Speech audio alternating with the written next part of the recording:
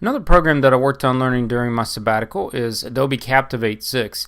And this is e-learning development software. That's its primary purpose, to develop e-learning courses and content. What I like about this program is that it exports into HTML5, which means it's going to be compatible with any platform that your students are going to be using. So they could be on a mobile device like a phone, iPad, or a desktop, and your content is compatible with anything. As long as it's exported into HTML5.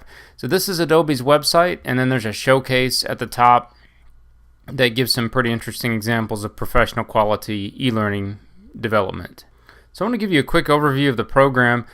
It's a fairly complicated program, and it does have a pretty high learning curve, I think, because it brings together a lot of different elements that you might be used to seeing in other software programs. So it does have slides like a PowerPoint type program, but it also involves a whole lot more interactivity. It has a timeline like a video editing program. It also has tools that allow you to bring in graphics and video, and it also, you can see at the top, has recording features built in to do screen captures, screen capture recordings, narration, music, pretty much everything. So you can see it's a very interactive program.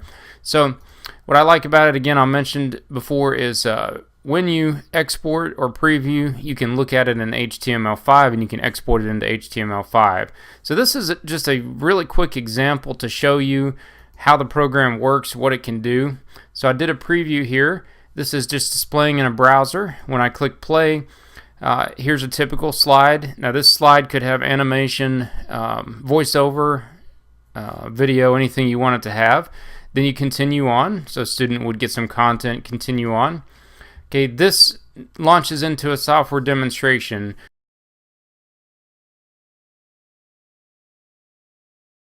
So it takes you through an animation, basically a recording of your screen, and you can put voiceover in. And then it could go straight into a quiz. So if I say continue with this quiz here, and it's going to put a quiz on there, and this is not hooked up to anything, so I'm not going to complete it, but basically what this means is you could put in a quiz after a module or after a lesson, and then those results could be sent to you, or they could just be used to help students check their knowledge, since assessment and quizzes, very good way for that to be done. So you can see that it's a very integrated approach. It's a very flexible design for your content, but it's a lot more complicated than just doing a standard screen capture in Camtasia. So for example, when you put in a slide here, you could bring in images, videos. See, there's a lot of different options on the toolbar here on the left-hand side. The timeline could play and have things come in one at a time as your voiceover is going.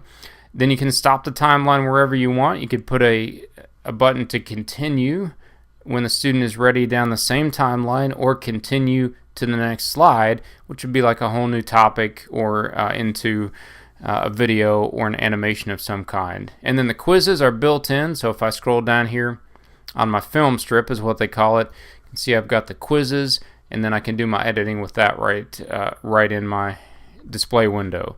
So I would definitely recommend the program if you're looking to take your modules, your content, to a new level of interactivity, and also include some assessment built in.